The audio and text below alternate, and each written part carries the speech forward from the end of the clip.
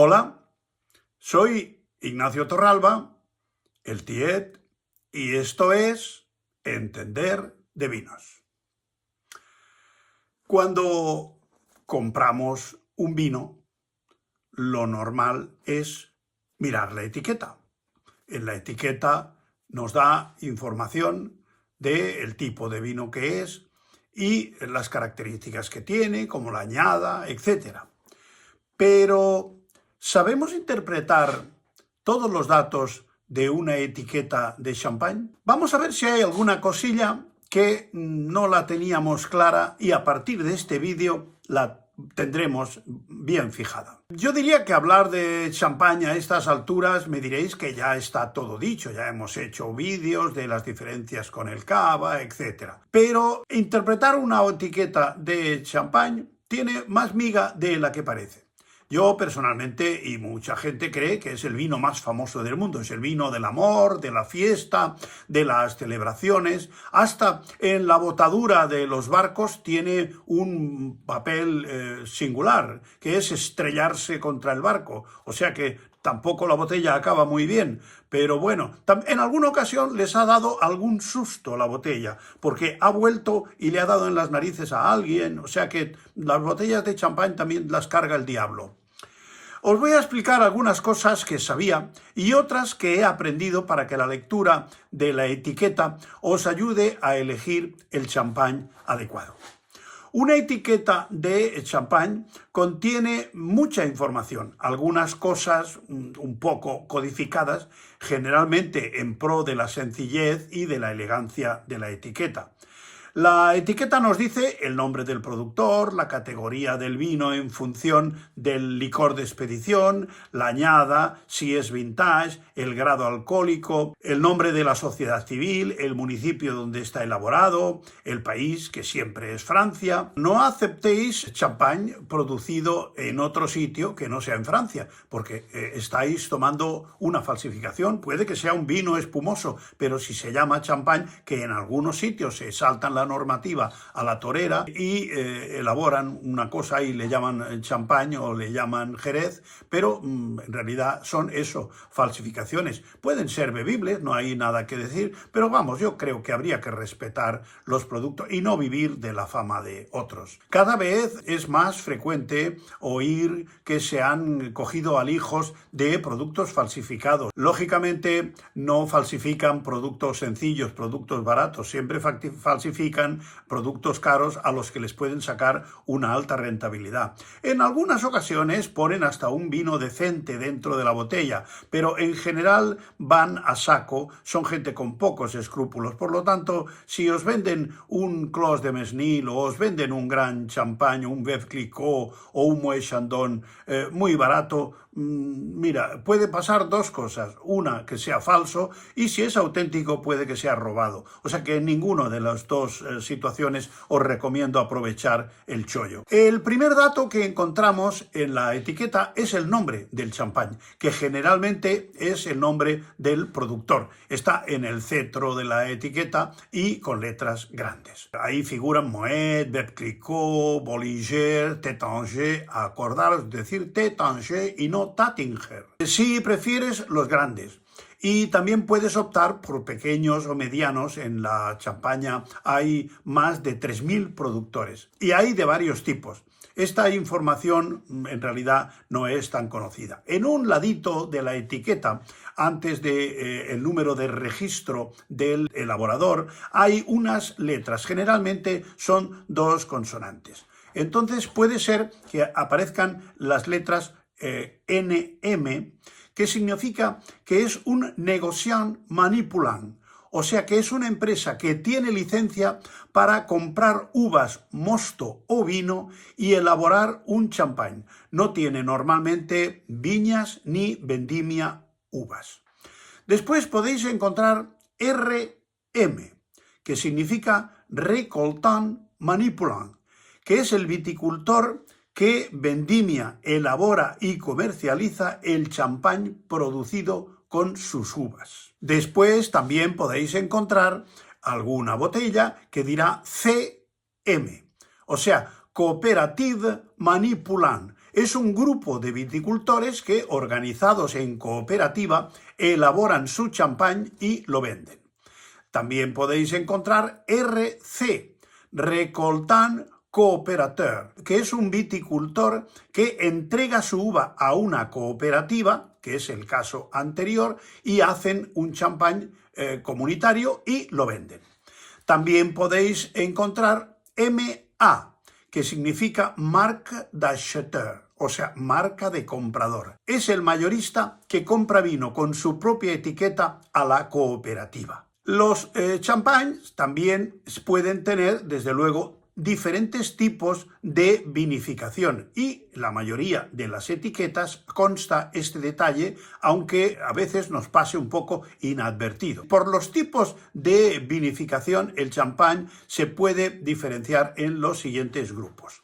El primero, quizá el más conocido, es el Blanc de Blancs. Es el champán elaborado exclusivamente con uvas blancas, o sea, que lógicamente ha de ser Chardonnay. Antiguamente había autorizadas algunas otras variedades, que no os las relato aquí porque no vienen al caso y para no haceros un lío.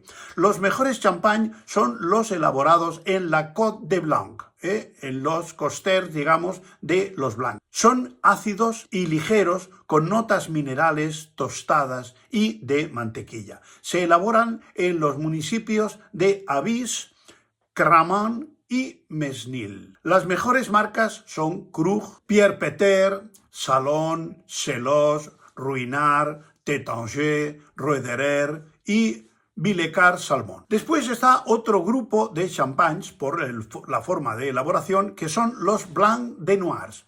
Son elaborados exclusivamente con uvas tintas, Pinot Noir y Pinot Meunier. Ya sabéis que son unas uvas tintas que en realidad son uvas casi rosadas, tienen poquito color, aunque la pulpa es siempre blanca. Es más raro de encontrar que el Blanc de Blancs, a pesar de que hay mucha más uva tinta que Chardonnay en la Champaña. Desde luego no tienen la sutileza ni la elegancia del Blanc de Blancs, pero tienen desde luego claras notas de fruta roja y con el tiempo en botella, que pueden durar realmente bastante, tienen periodos bastante largos de crianza, desarrollan ciertas notas que recuerdan el caramelo, la miel, setas, corteza de queso, o sea, lo que serían notas lácticas. Los municipios que producen los mejores Blanc de Noir son Bercy, Versenay, Bouzy, Ambonnay y Mailly. Después está el champagne rosé, o sea, hay los Blanc de Blancs, los Blanc de Noirs y el rosé. Es el champagne rosado, lógicamente, como su propio nombre indica, que se produce de dos formas.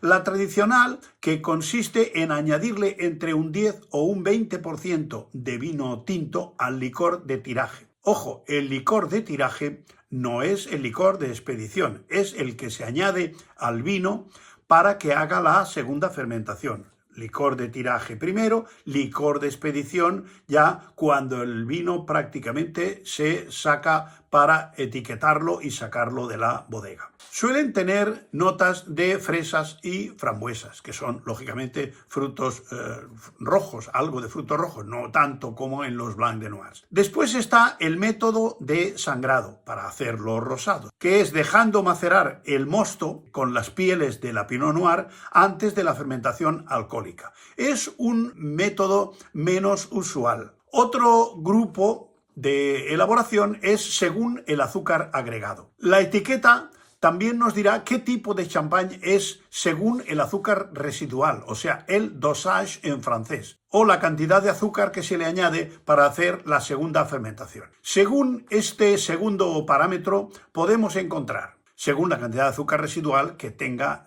el champán a la hora de salir de la bodega.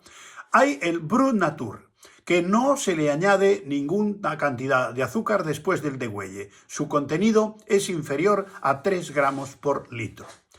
En segundo lugar está el Extra Brut, que puede contener de 0 a 6 gramos por litro. El Brut, que tiene que ser inferior a 12 gramos por litro. El Seco, que está entre 17 y 32 gramos por litro. y el demi-sec o semiseco, que está entre 32 y 50 gramos por litro. En la antigüedad, en los principios del champán, cuando se elaboraba para los zares y para los ricos americanos de los pozos de petróleo, los champáns eran casi todos muy dulces, algunos con más de 100 y 150 gramos de azúcar por litro. Realmente les gustaba un producto muy, muy dulce. Hay otro grupo que es según la añada. Es uno de los factores que más influyen en el sabor del champán, que es el tiempo de envejecimiento. Un vintage que debe tener un mínimo de 3 años de envejecimiento. Después hay el envejecimiento sobre lías, aporta aromas de pastelería, tostados, nueces y le da, pues como a los vinos blancos, cierta untuosidad al producto, lo hace más amable, más sedoso en el paladar. También se puede encontrar en la etiqueta una indicación con 2 letras que es NV, que significa no vintage. Debe tener un mínimo de 15 meses de envejecimiento y es más afrutado que el anterior. Quiere decir, lógicamente, no vintage, que es mezcla de vinos de diferentes añadas. Esto suele ser lo más frecuente. Después hay lo que se llama la clasificación regional. El Premier Cru y el Grand Cru son una indicación de que los viñedos han demostrado una capacidad para producir uvas excepcionales y dan lugar a champáns de alta calidad. Hay 5 regiones principales de cultivo en la Champaña. El número 1 de estos grupos es la montaña de Reims. Sus laderas encaradas al sur permiten que las uvas alcancen una madurez óptima y sobre todo en la variedad de Pinot Noir. En esta zona están 10 de los 17 viñedos calificados como Grand Cru, entre los que están Ambonnet, Bussy, Bercy, Versenay y Mailly-Champagne. La segunda zona es la Vallée de la Marne. A lo largo de las orillas del río Marne hay muchas laderas plantadas de viñedos, entre las que solo hay un Grand Cru, que es el de E, se escribe A-Y-E. Sobre todo a base de Pinot Meunier, que produce generalmente unas ciertas notas ahumadas que lo caracterizan. La tercera zona es la Côte de Blanc. Sobre todo hay Chardonnay y tiene 6 zonas de viñedos Grand Cru. Aquí se producen algunos de los mejores champáns que hay. En cuarto lugar está la Côte de Sézanne, con dominio de la uva Chardonnay y está al sur de la Côte de Blanc. Y por último, en quinto lugar, está la Côte de Bar. Está algo más alejada del resto en la frontera entre la Champaña y la Borgoña y tiene sobre todo uvas de Pinot Noir.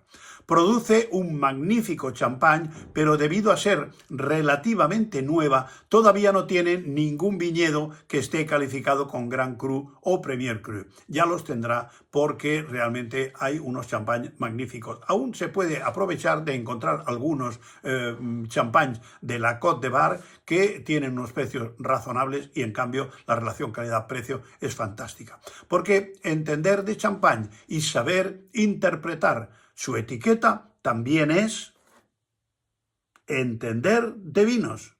Hasta otra.